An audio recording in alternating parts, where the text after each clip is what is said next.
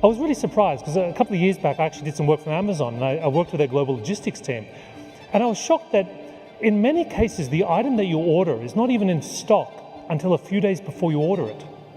You see, an algorithm at Amazon, based on your data, predicts what you're going to order and actually brings it into the supply chain even before you knew you wanted it. Now that's crazy, isn't it? They've got a patent on it. They call it anticipatory shipping. I call it freaky as hell shipping.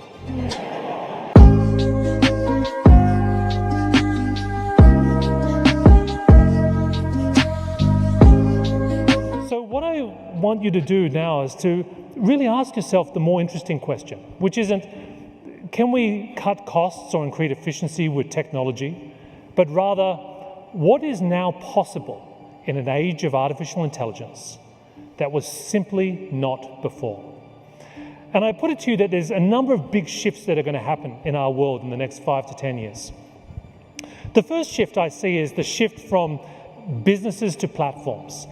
You know, what is a platform? Is a platform just a scaled up business? Is it just a business that's gotten faster and more laden with technology? I don't think so. There's something different about a company that sees itself as a platform. And for me, that difference is that platforms are able to constantly learn from all of their interactions with their customers. And they do that in a very scaled up way. I'll give an example. It's fascinating what's going on right now with e-commerce and retail. I mean, you're seeing, especially during the pandemic, so many resources now going into smarter warehouses, smarter pick and pack facilities, more intelligent, resilient supply chains. What's going on and why? I used to think this was just about lowering the total possible cost to the consumer, the speed of deliveries. In fact, I used to think that a company like Amazon used to have these giant Indiana Jones style warehouses somewhere. You know, like at the final scene of the movie where they're hiding the Ark of the Covenant, right? With everything ever made by human beings just waiting to ship out. I was really surprised because a couple of years back I actually did some work for Amazon, and I worked with their global logistics team. And I was shocked that in many cases the item that you order is not even in stock until a few days before you order it. You see, an algorithm at Amazon, based on your data, predicts what you're going to order and actually brings it into the supply chain even before you knew you wanted it. Now that's crazy, isn't it? They've got a patent on it. They call it anticipatory shipping. I call it freaky as hell shipping.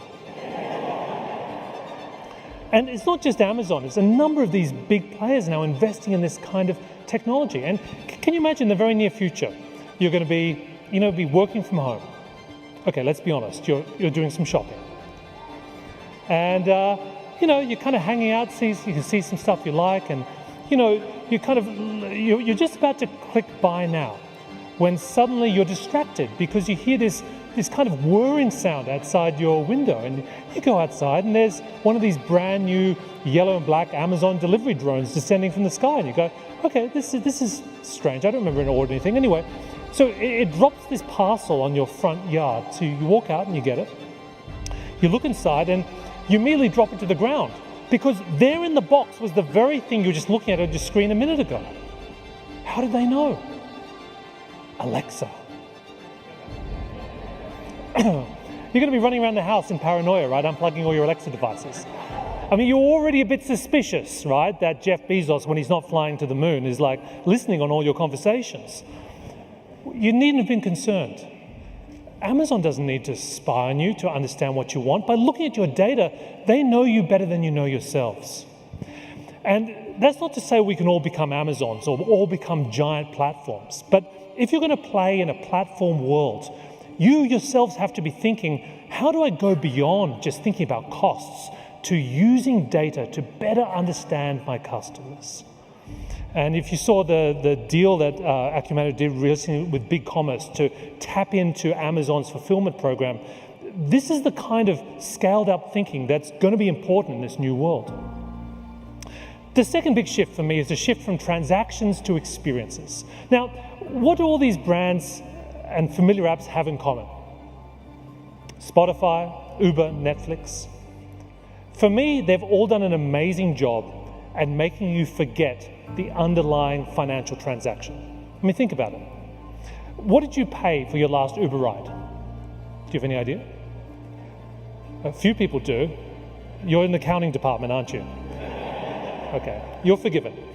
What do you pay on average on Netflix if you think about all the movies you watch and divide it by your subscription cost? Or Spotify for all the music you listen to? I mean, it's a ridiculous question. You don't even really pay attention. And that's because the experience is so good that you no longer really think about the money. That's the power of moving from transactions to experiences. And it's not just these born-in-the-cloud apps. It's companies like Starbucks as well. I mean, Starbucks is not a coffee company. It's a data-driven technology platform. And this is not a new thing. I mean, if you look really at when Starbucks came out of the financial crisis in 2008, they started heavily using data to improve their site selection and to really understand the effectiveness of their individual real estate portfolio. And then that, of course, morphed into their use of loyalty programs and mobile payment. They now have a program called Deep Brew.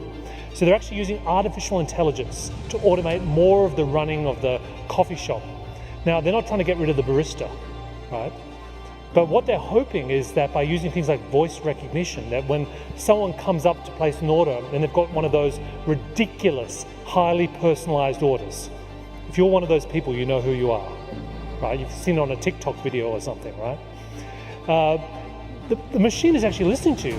So by the time you finish ordering, it's already ready. And this is the kind of ways in which we can now leverage technology to go beyond just counting costs, to thinking about customer experience. The third shift for me is the shift from data to insights. And this is where you become a different type of organization. In the last couple of years, Uber has actually launched 7,000 new restaurants. These are restaurants that have no physical form at all. They run in ghost kitchens. So if you can imagine these giant warehouses of people preparing food for restaurants that don't exist. Because what Uber Eats realized was that by looking at all the data of people searching for like fusion Korean Tex-Mex in Austin, that there was an opening for a restaurant that actually needed to exist.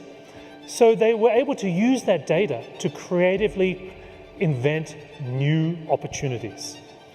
And it's not just Uber Eats. There are a number of companies now who are transforming data to become different types of organizations. Another really interesting example from the building industry is a company called Buildots from Israel. They've started putting head-mounted cameras on construction crews. So the idea is that as the construction workers are moving around a site, they're actually updating a real-time model of the building, a kind of a digital twin, which can be matched against the digital CAD files. And this allows them to not only get a sense in real time of the progress of construction or whether all the electrical sockets have been put in the right place or not. This actually flows through to risk management, and it's tied into your ability to draw down more amounts of money from your loan transfers from a bank. Totally transforms site mismanagement costs, which McKinsey estimates cost upwards to $1.7 trillion a year. So when you bring these ideas together, for me, it's pretty clear that the digital transformation of the world has begun. This new era of AI-powered competition will reshape the future of business. Now is the time to invest in the digital capabilities supporting your own digital transformation.